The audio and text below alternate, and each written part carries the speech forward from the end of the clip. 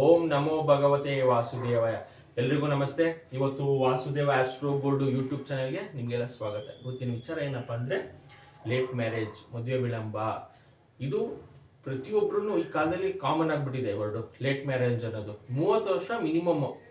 Sir ನಮಗೆ 30 ಆಯ್ತು 32 ಆಯ್ತು ಆದ್ರೂ ಸೆಟ್ ಆಗ್ತಿಲ್ಲ ಅನ್ನೋದು ಪ್ರತಿಯೊಬ್ಬರಿಗೂ ಇದು ಕ್ವಶನ್ಸ್ ಇರುತ್ತೆ. ಮತ್ತೆ ನಮಗೆ ಕರೆ ಮಾಡಿ ತಿಳಿಸ್ತಿರ್ತಾರೆ, ಸರ್ ನಮ್ಗೆ ಯಾವ ಅಸ್ಟ್ರಾಲಜರ್ ಹತ್ರ ಹೋಗಿದೆ, ಇಷ್ಟೊಂದು ದೋಷ ಇದೆಯಂತೆ, ಇದನ್ನೆಲ್ಲ ಪರಿಹಾರ ಮಾಡೋಕ್ಕೇನೆ ಒಂದು 5 ವರ್ಷ ಆಗುತ್ತಂತೆ, ಯಾವಾಗ ನನ್ನ ಮದುವೆ ಯಾವಾಗುತ್ತೆ ಅನ್ನೋದು ಇಷ್ಟೊಂದು ಜನಕ್ಕೆ ಕನ್ಫ್ಯೂಷನ್ ಇರುತ್ತೆ. ಇವತ್ತು ನಾನು ನಿಮ್ಗೆ ತಿಳಿಸ್ಕೊಡ್ತೀನಿ, ನಿಮಗೆ ಜಾತಕದಲ್ಲಿ ಎಷ್ಟು ದೋಷಗಳು ಹೇಳ್ತಾರೆ, ಮತ್ತೆ ಇದರಿಂದ ನೀವು ಹೆಂಗೆ ಎಚ್ಚರಿಸ್ಕೊಳ್ಬೇಕು, ಮತ್ತೆ ಏನು ಮಾಡ್ಕೊಳ್ಬೇಕು ಅನ್ನೋದು ನಾನು ಇವತ್ತು ನಿಮಗೆ ತಿಳಿಸ್ಕೊಡ್ತಿರ್ತೀನಿ. ನೋಡಿ, ನಿಮ್ಮ ಜಾತಕವನ್ನು ಯಾರಿಗಾರು ಒಬ್ರು ಅಸ್ಟ್ರಾಲಜರು ಯಾರು 500 ಹತ್ರ ನಿಮ್ಗೆ ಕೊಟ್ಟಾಗ ಫಸ್ಟ್ ನಮಗೆ ಜಾತಕದಲ್ಲಿ ಏನ್ ಹೇಳ್ತಾರೆ ಅಂದ್ರೆ, ನಿಮ್ಮ ಜಾತಕದಲ್ಲಿ ಕಳತ್ರ ದೋಷ ಇದೆ ಅಂತ ಹೇಳ್ತಾರೆ. ಕಳತ್ರ ದೋಷ ಉಂಟಾಗುವಂಥದ್ದೇ ಶುಕ್ರನಲ್ಲಿ. 6ನೇ ಮನೆ 8 12ನೇ ಮನೆಯಲ್ಲಿ ಏನಾದ್ರು ಇದ್ರೆ ಕಳತ್ರ ದೋಷ ಇದೆ, ಅದಕ್ಕೆ ನಿಮ್ಗೆ ಮದುವೆ ಆಗ್ತಿಲ್ಲ ಅಂತ ಹೇಳ್ತಾರೆ. ಸೆಕೆಂಡ್ ಸ್ಟೆಪ್ ಏನಾಗುತ್ತೆ ಅಂದ್ರೆ ಕಾಳ ಸರ್ಪ ದೋಷ. ಇವೆಲ್ಲ ಸ್ಟ್ಯಾಂಡರ್ಡ್ ದೋಷಗಳು. ಯಾವ್ದಾದ್ರು ಒಂದು ದೋಷ ನಿಮ್ಗೆ ಇದ್ದೇ ಇರುತ್ತೆ. ಪ್ರತಿಯೊಬ್ಬ ಮನುಷ್ಯನ್ಗೂ, ಅದು ಪ್ರಧಾನ ಮಂತ್ರಿ ಆಗ್ಲಿ, ಮುಖ್ಯಮಂತ್ರಿ ಆಗ್ಲಿ, ಒಬ್ಬ ಸಾಮಾನ್ಯ ಒಬ್ಬ ಬಡವ ಆಗ್ಲಿ, ಏನಾದ್ರೂ ಒಂದು ದೋಷ ಇರುತ್ತೆ. ಆ ದೋಷ ನಮ್ಮ ಮದುವೆ ಜೀವನ ಹಾಳು ಮಾಡಲ್ಲ, ಮತ್ತೆ ನಮ್ಮ ಸಂಸಾರಿಕ ಜೀವನವನ್ನ ಹಾಳು ಮಾಡಲ್ಲ. ಆ ದೋಷ ಇರುವಂತದ್ದು ಬರುವಂತ ಸಮಯದಲ್ಲಿ ಆ ಗ್ರಹಗಳಿಗೆ ನಾವು ದಾನ ಮಾಡ್ಕೊಂಡ್ರೆ ಸಾಕು. ಇನ್ನು ಆ ದೋಷದಿಂದ ನಮ್ಗೆ ಏನು ಚೇಂಜಸ್ ಮಾಡಕ್ಕಾಗಲ್ಲ. ಇದು ಪೂರ್ವ ಪುಣ್ಯದಿಂದ ಬಂದಿರುತ್ತೆ. ಗ್ರಹಗಳು 6ನೇ ಮನೆಯಲ್ಲಿ 8ನೇ ಮನೆಯಲ್ಲಿ 12ನೇ ಮನೆಯಲ್ಲಿ ಕೂತ್ಕೊಂಡಾಗ ಆ ಗ್ರಹಗಳು ಯಾವ ಗ್ರಹ ಕೂತಿದೆ ಅದಕ್ಕೆ ದಾನ ಮಾಡಿದ್ರೆ ಅಷ್ಟೇ ನಮ್ ಕೆಲ್ಸ ಆಗಿರುತ್ತೆ. ಅದು ಬಿಟ್ಟು ನಾವು ಹೋಮ ಮಾಡಿಸ್ತೀವಿ, ಪೂಜೆ ಮಾಡಿಸ್ತೀವಿ, ಅಷ್ಟು ದುಡ್ಡು ಖರ್ಚು ಮಾಡ್ತೀವಿ ಅಂದ್ರೆ ಅದು ನಮ್ಮ ತಪ್ಪಾಗಿರುತ್ತೆ. ಹಾಗೆ ಇದ್ದಂಗೆ ಕಾಳ ಸರ್ಪ ದೋಷ. ಎಲ್ಲಾ ಗ್ರಹಗಳು ಒಂದೇ ಕಡೆ ಕೂತ್ಕೊಂಡಾಗ, ಮಿಥುನದಲ್ಲಿ ರಾಹು, ಧನುರಲ್ಲಿ ಕೇತು ಇದ್ದಾಗ ಎಲ್ಲಾ ಗ್ರಹಗಳು ಒಂದೇ ಕಡೆ ಇದ್ರೂ ಅದು ಕಾಳ ಸರ್ಪ ದೋಷ ಆಗಿರುತ್ತೆ. ಮತ್ತೆ ಕುಜ ದೋಷ, ಇದೊಂದು ಕಾಮನ್ ದೋಷ. ಏನೇ ಸಮಸ್ಯೆ ಬಂದ್ರೂ ನಿಮ್ಮ ಜಾತಕದಲ್ಲಿ ಕುಜ ದೋಷ ಇದೆ. ಕುಜ ಏನಾದ್ರು ನಿಮ್ಮ ಜಾತಕದಲ್ಲಿ 1ನೇ ಮನೆ 2ನೇ ಮನೆ 4 7 8 ಮತ್ತೆ 12ನೇ ಮನೆಗಳಲ್ಲಿ ಕುಜ ಇದ್ರೆ ನಿಮ್ಗೆ ಕುಜ ದೋಷ ಅಂತ ಹೇಳ್ತಾರೆ.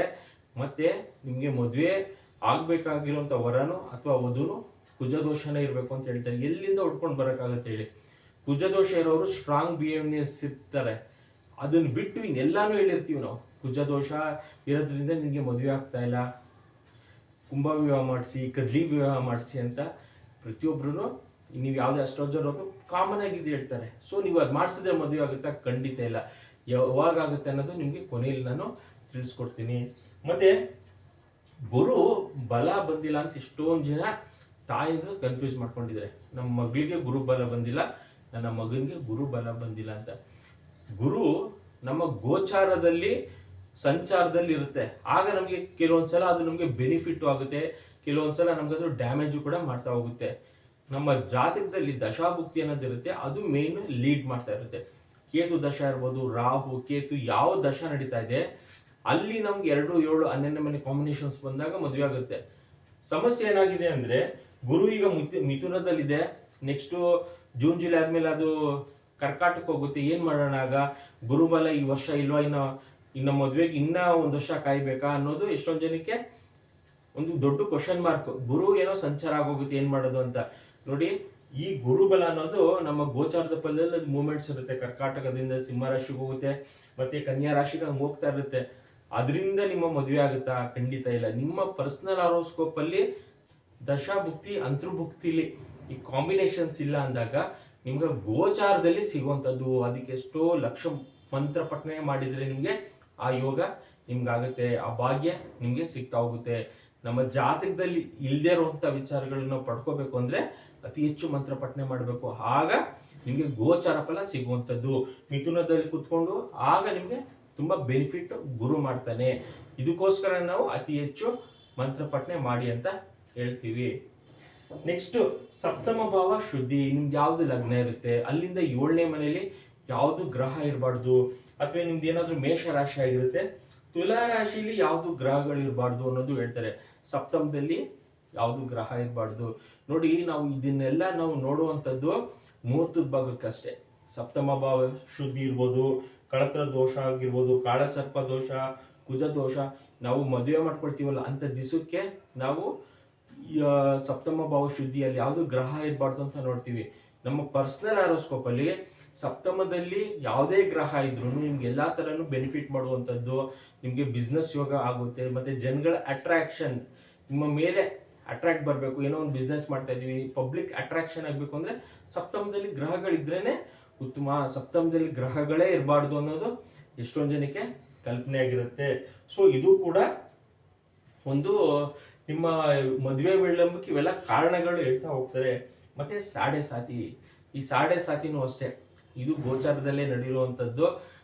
ಈಗ ಸಾಡೆ ಸಾತಿ ನಡೀತಾ ಇದೆ, ಸೊ ಅದಕ್ಕೆ ನಿಮ್ಗೆ ಮದುವೆ ಆಗ್ತಿಲ್ಲ ಅಂತಾನು ಕೂಡ ಹೇಳ್ತಾರೆ. ಖಂಡಿತ ಸಾಡೆ ಸಾತಿಯಿಂದ ನಿಮ್ಮ ಮದುವೆ ಜೀವನಕ್ಕೆ ಯಾವುದೇ ರೀತಿಯ ಸಮಸ್ಯೆ ಕೂಡ ಆಗಲ್ಲ. ನಿಮ್ಮ ಕರ್ಮ ಅನುಸಾರವಾಗಿ ನಿಮ್ಗೆ ಫಲ ಶನಿ ದೇವ ಕೊಡ್ತಾ ಇರ್ತಾನೆ. ಸೊ ಅದರಿಂದ ನೀವು ಅದಕ್ಕೆ ಒಳ್ಳೆ ಕರ್ಮಗಳು ಮಾಡಿ ಅಂತ ಹೇಳುವಂಥದ್ದು. ನಮಗೆ ಓದ್ ಜನ್ಮದ್ದು ಗೊತ್ತಿಲ್ಲ ಸರ್ ಅಂದ್ರೆ ನಾವು ಈಗ ಆಲ್ರೆಡಿ ಅನುಭವಿಸ್ತಾ ಇರ್ತೀವಿ. ಈ ಜನ್ಮದಲ್ಲಾದ್ರೂ ನೀವು ಒಳ್ಳೆ ಕರ್ಮಗಳು ಮಾಡಿದ್ರೆ ನಿಮ್ಗೆ ಒಳ್ಳೆ ಫಲನೇ ಶನಿ ಗ್ರಹದಿಂದ ಸಿಗುವಂಥದ್ದು. ಶನಿ ಗ್ರಹ ಅಂದ್ರೆ ಎದುರ್ಕೊಳ್ಳುವಂತ ಅವಶ್ಯಕತೆ ಇಲ್ಲ. ನೆಕ್ಸ್ಟ್ ಗುರು ಚಾಂಡಾಳ ಯೋಗ ಇದೆ. ರಾಹುವು ಮತ್ತೆ ಗುರು ಒಂದೇ ಮನೆಯಲ್ಲಿದ್ರೆ ನಿಮ್ಗೆ ಗುರು ಚಾಂಡಾಳ ಯೋಗ ಇದೆ ಅಂತ ಹೇಳ್ತಾರೆ. ಇದು ನಿಮ್ಗೆ ದಶಾಭುಕ್ತಿ ಬಂದಾಗ ನಿಮ್ಗೆ ಆ ಗ್ರಹದಿಂದ ಸ್ವಲ್ಪ ಯಾವುದೇ ಒಂದು ಕೆಲಸ ಮಾಡ್ತಾ ಇರ್ತೀವಿ ಅಡೆತಡೆ ಆಗುತ್ತೆ. ನಿಮ್ಮ ಮದುವೆ ಜೀವನವನ್ನು ಅಂತೂ ಗುರು ಗ್ರಹ ಆಗ್ಲಿ ರಾಹು ಗ್ರಹ ಆಗ್ಲಿ ನಿಲ್ಸಕ್ಕೆ ಅಧಿಕಾರ ಇರಲ್ಲ. ಇಲ್ಲಿ ನಾವು ಬರ್ದಿರುವಂತದ್ದು ದೋಷಗಳಲ್ಲಿ ಯಾವ್ದಾದ್ರೂ ಒಂದು ದೋಷದಲ್ಲಿ ನೀವು ಸಿಕ್ಕಾಕೊಂಡಿರ್ತೀರ. ಆ ಸಮಸ್ಯೆಯಿಂದ ಹೊರಗೆ ಹೆಂಗ್ ಬರೋದು ಅನ್ನೋದು ಎಷ್ಟೊಂದು ಜನಕ್ಕೆ ತುಂಬಾ ಗೊಂದಲಾಗಿದೆ. ಹೌದು ಗುರುಗಳೇ, ನಮ್ದು ಯಾವ್ದಾದ್ರು ಒಂದು ಸಮಸ್ಯೆಯಲ್ಲಿ ನಾವು ಸಿಗಾಕೊಂಡಿದೀವಿ, ನಮ್ಗೆ ಮದುವೆ ಆಗ್ತಿಲ್ಲ ಅಂತ. ಸರಿ, ಇದೆಲ್ಲ ಒಂದು ವಿಚಾರ ಆದ್ರೆ ನೆಕ್ಸ್ಟು ಯಾವ್ದಾದ್ರು ಒಂದು ಹುಡುಗ ನಿಮ್ಗೆ ಪ್ರಪೋಸಲ್ಸ್ ಬರುತ್ತೆ ಅಥವಾ ಒಂದು ಹುಡುಗಿದು ಪ್ರಪೋಸಲ್ಸ್ ಬರುತ್ತೆ. ನಾವು ಅಲ್ಲಿ ಹೆಂಗ್ ಎಡುತ್ತೀವಿ ಅಂತ ನೋಡೋಣ. ಸಾಲಾವಳಿ ಅಂತ ನೋಡ್ತೀವಿ, ಹೆಸರು ಬಲ ಅಂತ ನೋಡ್ತೀವಿ, ಗ್ರಹ ಮೈತ್ರಿ ಅಂತ ನೋಡ್ತೀವಿ, ಪ್ರಾಣಿ ಹೊಂದಾಣಿಕೆ, ಈ ಪ್ರಾಣಿಗೆ ಆ ಪ್ರಾಣಿ ಆಗಲ್ಲ ಅಂತ.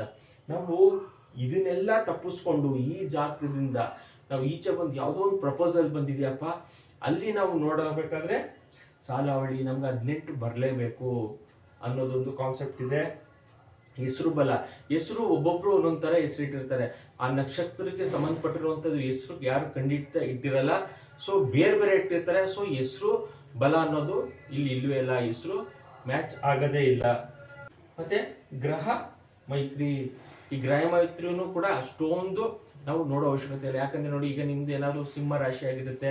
ಈಗ ಸಿಂಹ ರಾಶಿ ಅಧಿಪತಿ ಸೂರ್ಯ, ಅಲ್ಲಿ ಮಕರ ರಾಶಿಯಲ್ಲಿ ಶನಿ ಅಧಿಪತಿ ಆಗಿರುತ್ತೆ. ಸೊ ಶನಿಗೂ ಮತ್ತೆ ಸೂರ್ಯನಿಗೂ ಆಗಲ್ಲ ಅಂದ್ಬಿಟ್ಟು ಎಷ್ಟೊಂದು ಜನ, ನಾನು ಎಕ್ಸಾಂಪಲ್ ಹೇಳ್ತಿರೋದಷ್ಟೇ, ಗ್ರಹ ಮೈತ್ರಿ ಕೂಡ ಆಗ್ ಬರಲ್ಲ ಅಂತ ಕೂಡ ಹೇಳ್ತಾರೆ.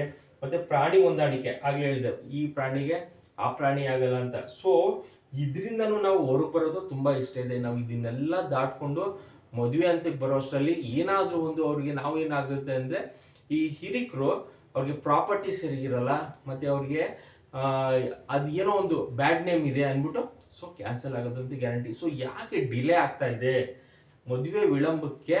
ನಮ್ಮ ಈ ಜಾತಕದಿಂದ ನೀವು ಹೊರಗೆ ಬರ್ಬೇಕು ಅಂದ್ರೆ, ಒಂದು ನೀವು ಸಿಂಪಲ್ ಆಗಿ ನೀವು ನೋಡ್ಬೇಕೇನಂದ್ರೆ, ಪ್ರೆಸೆಂಟ್ ನಿಮ್ಮ ಜಾತಕದಲ್ಲಿ, ನಾನು ಕಳೆದ ಎಪಿಸೋಡ್ ಅಲ್ಲಿ ಹೇಳಿದ್ದೀನಿ, ನಿಮ್ದು ಫಸ್ಟ್ ದಶ ಯಾವ್ದು ನಡೀತಾ ಇದೆ ಅನ್ನೋದು ಸಿಂಪಲ್ ಆಗಿ ತಿಳ್ಕೊಳ್ಳಿ. ನಿಮ್ದು ದಶ ಯಾವ್ದು ನಡೀತಾ ಇದೆ, ಭುಕ್ತಿ ಯಾವ್ದು ನಡೀತಾ ಇದೆ. ಅಲ್ಲಿ ಏನಾದ್ರೂ 2ನೇ ಮನೆ, 7, 9, 11ನೇ ಮನೆ ಇದ್ರೆ ನಿಮ್ದು ಮ್ಯಾರೇಜ್ ಲೈಫ್ ತುಂಬಾ ಚೆನ್ನಾಗಿರುತ್ತೆ. ಮತ್ತೆ ದಶಾಭುಕ್ತಿ 2ರಲ್ಲೂ ಇದ್ರೆ ಕಾಂಬಿನೇಷನ್ಸ್, ನೀವು ಈಗ ಮ್ಯಾರೇಜ್ಗೆ ರೆಡಿ ಇದ್ದೀರಾ ಅನ್ನೋದು ನಾವು ತಿಳ್ಕೊಳ್ಬೇಕಾಗುತ್ತೆ. ಈ ದೋಷಗಳನ್ನೆಲ್ಲ ಒಂದು ಪಕ್ಕಕ್ಕೆ ಸೈಡ್ಗಿಡಿ. ಯಾರು ಮದುವೆ ಆಗ್ಬೇಕು ಇಚ್ಛೆ ಇದೆ, ಆಗ್ಲೇಬೇಕು ಅಂತ ಇಚ್ಛೆ ಇರೋರಿಗೆ ಅವರ ದಶಾಭುಕ್ತಿಗಳಲ್ಲಿ ಈ ಕಾಂಬಿನೇಷನ್ಸ್ ಇದೆಯಾ ಅನ್ನೋದು ಮೇನ್ ಆಗಿ ನೋಡ್ಕೊಳ್ಬೇಕಾಗುತ್ತೆ. ಈ ಕಾಂಬಿನೇಷನ್ ಇಲ್ಲದೆ ಏನಾದ್ರೂ 1ನೇ ಮನೆ, 6, 5, 10ನೇ ಮನೆ ನಡೀತಾ ಇದ್ರೆ ನೀವು ವೆಯ್ಟ್ ಮಾಡ್ಬೇಕು. ನೀವು ಎಷ್ಟೇ ಪ್ರಯತ್ನ ಬೀಳ್ತಾ ಇದ್ರು ಮದುವೆ ಆಗ್ತಿರಲ್ಲ. ಪ್ರಯತ್ನ ಬೀಳ್ತಾ ಇರ್ತೀರಾ, ಬಟ್ ಮದುವೆ ಕೂಡ ಆಗ್ತಿರಲ್ಲ. ನಿಮ್ಮ ಜಾತಕದಲ್ಲಿ ಮೇನ್ ಆಗಿ ನೋಡ್ಬೇಕಾಗಿರುವಂತದ್ದು ನಮ್ಗೆ ಈ ದಶಾಭುಕ್ತಿ ಯಾವ್ದು ನಡೀತಾ ಇದೆ, ಅಲ್ಲಿ ಇದು ಬಂದಿದ್ಯಾ ಅಂತ. ಆಮೇಲೆ ನಾನು ಆಗ್ಲೇ ಹೇಳಿದೆ, ಸಾಲಾವಳಿಲಿ ಇದು 18 ಬರಲೇಬೇಕು, ಹೆಸರು ಬಲ, ಗ್ರಹ ಮೈತ್ರಿ, ಪ್ರಾಣಿ ಹೊಂದಾಣಿಕೆ. ಇದು ನೀವೇನ್ ಮಾಡ್ಬೇಕು ಅಂದ್ರೆ, ಲಗ್ನ ಇಂದ ಲಗ್ನ ಮ್ಯಾಚ್ ಮಾಡ್ಬೇಕಾಗುತ್ತೆ, ಚಂದ್ರ ಇಂದ ಚಂದ್ರನು ನೋಡ್ಬೇಕಾಗುತ್ತೆ. ಅದು ತುಂಬಾನೇ ಇಂಪಾರ್ಟೆಂಟ್. ಇದಕ್ಕೆಲ್ಲ ಮುಖ್ಯ ಅದು ನೋಡ್ಬೇಕಾಗುತ್ತೆ. ಸರ್ ಈಗ 18 ಬಂದಿದೆ, 17 ಬಂದ್ರೆ ಆಗ್ಬೋದಾ ಸರ್? ಅನ್ನೋದು ಇಷ್ಟೊಂದು ಜನಕ್ಕೆ ಪ್ರಶ್ನೆ. ಈಗ 17 ಬಂದ್ಬಿಟ್ಟಿದೆ, ನನಗೆ ಹುಡುಗ ಇಷ್ಟ ಆಗಿದೆ, ಹುಡುಗಿ ಇಷ್ಟ ಆಗಿದೆ, ಖಂಡಿತ ಮಾಡ್ಬೋದು. ಅವರವರ ಜಾತಕದಲ್ಲಿ ದಶಾಭುಕ್ತಿಲಿ 2, 7, 9, 10ನೇ ಮನೆ ಇದ್ರೆ ಖಂಡಿತ ಮಾಡ್ಕೊಳ್ಬೋದು. ತುಂಬಾ ಜನ ಇಲ್ಲೇ ಎಡುಗಿ ಬೀಳ್ತಾ ಇದ್ದಾರೆ. 18 ಬಂದಿಲ್ಲ, ಮದುವೆ ಕ್ಯಾನ್ಸಲ್ ಮಾಡು, 18 ಬಂದಿಲ್ಲ, ಮದುವೆ ಕ್ಯಾನ್ಸಲ್ ಮಾಡು. ಅದು ಅಲ್ಲ, ನಾವು ಇಲ್ಲೇ ಎಡುತ್ತಾ ಇರೋದು. ನಮಗೆ ಲೇಟ್ ಮ್ಯಾರೇಜ್ ಆಗೋಕ್ಕೆ 1000 ಕಾರಣ ಇದೆ.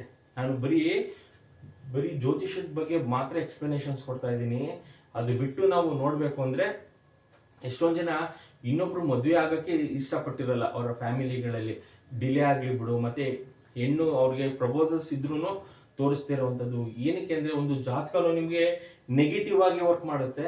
ನಿಮ್ಮ ಸುತ್ತಮುತ್ತ ಇರುವಂತ ಜನಗಳು ನಿಮ್ಗೆ ನೆಗೆಟಿವ್ ಮಾಡ್ತಿರ್ತಾರೆ.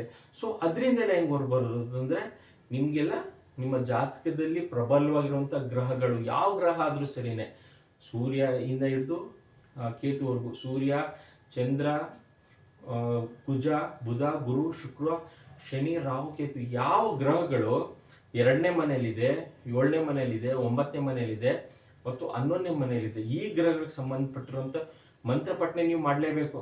ಅದಕ್ಕೆ ಸಂಬಂಧಪಟ್ಟಿರೋದು ಉಂಗ್ರ, ಅದಕ್ಕೆ ಸಂಬಂಧಪಟ್ಟಿರುವಂಥದ್ದು ರುದ್ರಾಕ್ಷಿ, ಅದಕ್ಕೆ ಸಂಬಂಧಪಟ್ಟಿರೋದು ಕ್ರಿಸ್ಟಲ್ಸ್ ಎಲ್ಲ ನೀವು ಧಾರಣೆ ಮಾಡ್ಕೊಳ್ಳೋದ್ರಿಂದ ನಿಮಗೆ ಪಾಸಿಟಿವ್ ರಿಸಲ್ಟ್ ಸಿಗ್ತಾ ಹೋಗುತ್ತೆ.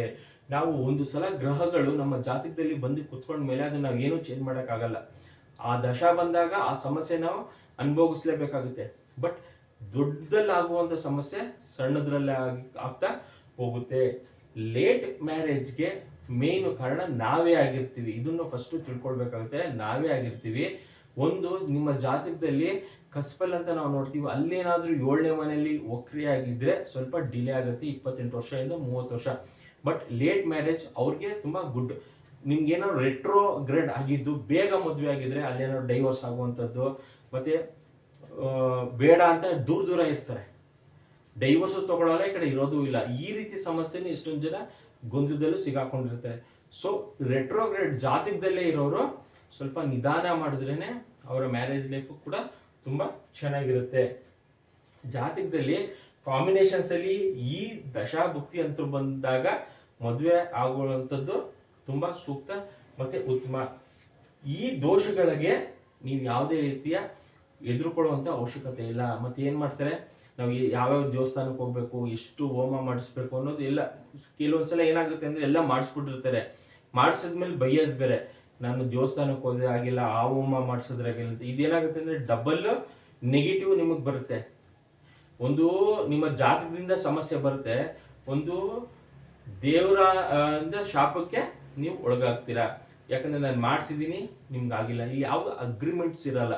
ನೀವು ದೇವಸ್ಥಾನಕ್ಕೆ ಹೋಗಿ ಬಂದೆ ನನ್ಗೆ ಆಗ್ಲೇಬೇಕು ಅನ್ನೋದು ಅಗ್ರಿಮೆಂಟ್ ಇರಲ್ಲ. ಗ್ರಹಗಳು ನಿಮ್ಗೆ ಅಗ್ರಿಮೆಂಟ್ ಮಾಡಿರುತ್ತೆ, ಇಂಥ ಟೈಮಿಂಗ್ಸ್ ಅಲ್ಲಿ ಇಂಥ ದಶಾ ಬರುತ್ತೆ, ಇಂಥ ಭುಕ್ತಿ ಬರುತ್ತೆ, ಆವಾಗ ನೀನು ಮಂತ್ರ ಪಠನೆ ಮಾಡ್ಕೊ, ನಿನ್ಗೆ ಈ ಫಲ ನಾನು ಕೊಡ್ತೀನಿ ಅಂತ. ಇದು ಮದ್ವೆಗೆ ಅಂತಲ್ಲ, ನಿಮ್ದು ಯಾವುದೇ ವಿಚಾರ ಆಗಿರ್ಬೋದು, ಮಕ್ಳು ವಿಚಾರ ಆಗಿರ್ಬೋದು. 5ನೇ ಮನೆ ಇಂಡಿಕೇಟ್ ಆಗ್ಬೇಕು, 9ನೇ ಮನೆ ಇಂಡಿಕೇಟ್ ಆಗ್ಬೇಕಾಗುತ್ತೆ ಮಕ್ಳು ವಿಚಾರಕ್ಕೆ. ನಾನು ನೆಕ್ಸ್ಟ್ ಎಪಿಸೋಡ್ ಅಲ್ಲಿ ಅದ್ರ ಬಗ್ಗೆ ಎಕ್ಸ್ಪ್ಲನೇಷನ್ಸ್ ಕೊಡ್ತಾ ಹೋಗ್ತೀನಿ. ಈ ರೀತಿ ಮದುವೆ ನಮ್ಗೆ ಇಂಟ್ರೆಸ್ಟ್ ಇದೆ, ಮದುವೆ ಆಗ್ಲೇಬೇಕು ಅನ್ನೋರು, ನೀವು ನಿಮ್ಮ ಜಾತಕದಲ್ಲಿರುವಂತ ದೋಷಗಳನ್ನೆಲ್ಲ ಸೈಡ್ಗಿಲ್ಲಿ ಒಂದೇ ಒಂದು ಏನಪ್ಪಾ ಅಂದ್ರೆ, ಯಾವ ಗ್ರಹ ಉತ್ತಮ ಸ್ಥಾನದಲ್ಲಿಲ್ಲ ಮದುವೆ ವಿಚಾರಕ್ಕೆ, ಆಗ್ಲೇ ಹೇಳ್ದಂಗೆ 2, 7, 9, 11ನೇ ಮನೆಗಳಿಗೆ ನೀವು ಅತಿ ಹೆಚ್ಚು ಮಂತ್ರ ಪಠನೆ, ಉಂಗುರ, ರುದ್ರಾಕ್ಷಿ ಮತ್ತೆ ಕ್ರಿಸ್ಟಲ್ಸ್ ಹಾಕೊಂಡ್ರೆ ಸಾಕು. ಎರಡನೇದು, ನೀವು ಹೆಂಗೆ ಆಯ್ಕೆ ಮಾಡ್ಕೊಳ್ತೀರ ಅನ್ನೋದು ತುಂಬಾ ಇಂಪಾರ್ಟೆಂಟ್ ಆಗುತ್ತೆ. ನನ್ಗೆ ಹಂಗೆ ಬೇಕು, ಹಿಂಗೆ ಬೇಕು ಅಂತ ಜಾತಕ ಏನೋ 2, 7, 11 ಕಾಂಬಿನೇಷನ್ಸ್ ಇದೆ, ಬಟ್ ಆದ್ರೂ ಒಪ್ತಿರಲ್ಲ. ಕೆಲವೊಂದ್ಸಲ ನಮ್ ತಪ್ಪು ಕೂಡ ಇದರಲ್ಲಿ ಇನ್ವಾಲ್ವ್ ಆಗಿರುತ್ತೆ. ಸೊ ನಮ್ಗೆ ಎಲ್ಲಿಂದ ಎಲ್ಲಿ ತನಕ ಗುಡ್ ಟೈಮ್ ಇದೆ ಅನ್ನೋದು ತುಂಬಾ ನೋಡ್ಕೊಳ್ಬೇಕಾಗುತ್ತೆ. ಎಷ್ಟೊಂದ್ ಜನ ಗುಡ್ ಟೈಮ್ ಪ್ರತಿಯೊಬ್ಬರಿಗೂ ಬಂದಿರುತ್ತೆ. ಈ ಗುರು ಬಲ ಅಂತ ನೀವು ಏನ್ ಕರಿತೀರಿ, ಅದು ನಮ್ಮ ದಶಾಭುಕ್ತಿಲೇ ಬಂದಿರುತ್ತೆ. ಆ ಟೈಮಿಂಗ್ಸ್ ಬಂದಾಗ ನಾವು ಎಚ್ಚೆತ್ಕೊಂಡು ಆಗ ಮದ್ವೆ ಆದ್ರೆ ಇನ್ ಟೈಮಲ್ಲಿ ಆಗುತ್ತೆ. ಇಲ್ವಾ ನೆಕ್ಸ್ಟ್ ದಶನೋ ಇಲ್ಲ ಭುಕ್ತಿನೋ ಬರೋ ತನಕನೋ ನಾವು ವೆಯ್ಟ್ ಮಾಡಿ ಅವಾಗ ಆಗ್ಬೇಕಾಗುತ್ತೆ. ಸೇಮ್ ಒಂದು ಟ್ರೈನ್ ಮಿಸ್ ಆದ್ರೆ ಹೆಂಗ್ ಇನ್ನೊಂದು ಟ್ರೈನ್ ಬರೋ ತನಕ ನಾವು ವೆಯ್ಟ್ ಮಾಡ್ಬೇಕು, ಅದೇ ರೀತಿ ಕೂಡ ಇದನ್ನು ಇನ್ನೂ ಒಂದು ಚಾನ್ಸ್ ಭಗವಂತ ಕೊಡ್ತಾನೆ, ಅಲ್ಲಿ ತನಕನೂ ನೀವು ವೆಯ್ಟ್ ಮಾಡಬೇಕಾಗುತ್ತೆ. ಯಾರಿಗೆ ಡಿಲೇ ಮ್ಯಾರೇಜ್ ಇದೆ, ಈ ಕಾನ್ಸೆಪ್ಟ್ ಮೇಲೆ ನೀವು ವರ್ಕ್ ಮಾಡಿ, ಖಂಡಿತ ನಿಮ್ದು ಮ್ಯಾರೇಜ್ ಎಲ್ಲ ಬೇಗ ಆಗುತ್ತೆ. ನಿಮ್ಮ ಜಾತಕದಲ್ಲೇ ವಕ್ರಿ ಇದ್ರೆ ನಿಧಾನ ಮಾಡಿ. ಜಾತಕದಲ್ಲಿ ಸ್ಟ್ರಾಂಗ್ ಆಗಿದೆ ಅಂದ್ರೆ ನೀವು ಕಾನ್ಸೆಪ್ಟ್ ಈ ಇದ್ರ ಮೇಲೆ ವರ್ಕ್ ಮಾಡಿದ್ರೆ, ಮಂತ್ರ ಪಟ್ನೆ ಉಂಗ್ರ ರುದ್ರಾಕ್ಷಿ ಮೇಲೆ ವರ್ಕ್ ಮಾಡಿದ್ರೆ ನಿಮಗೆ ಬೇಗ ಮದುವೆ ಆಗುವಂಥದ್ದು. ಇದಿಷ್ಟು ಲೇಟ್ ಮ್ಯಾರೇಜ್ ವಿಚಾರ. ಯಾರು ವಾಸುದೇವ ಆಸ್ಟ್ರೋ ಗೋಲ್ಡ್ ಸಬ್ಸ್ಕ್ರೈಬ್ ಮಾಡ್ಕೊಂಡಿಲ್ಲ ಇವತ್ತೇ ಮಾಡ್ಕೊಳ್ಳಿ. ನಾನು ಹಾಕುವಂಥ ವಿಡಿಯೋಸ್ ನಿಮಗೆ ರೀಚ್ ಆಗುತ್ತೆ. ಈ ಚಾನಲ್ ಯಾವುದೇ ರೀತಿ ದೋಷ ಕಾಟ ಎದುರಿಸುವಂಥದ್ದು ಹಾಕಲ್ಲ. ನಿಮ್ಗೆ ಏನು ಇನ್ಫಾರ್ಮೇಶನ್ ಬೇಕು ಜ್ಯೋತಿಷ್ಯ ಶಾಸ್ತ್ರಕ್ಕೆ ಅದನ್ನು ಮಾತ್ರ ಅಪ್ಲೋಡ್ ಮಾಡ್ತೀನಿ. Thank you.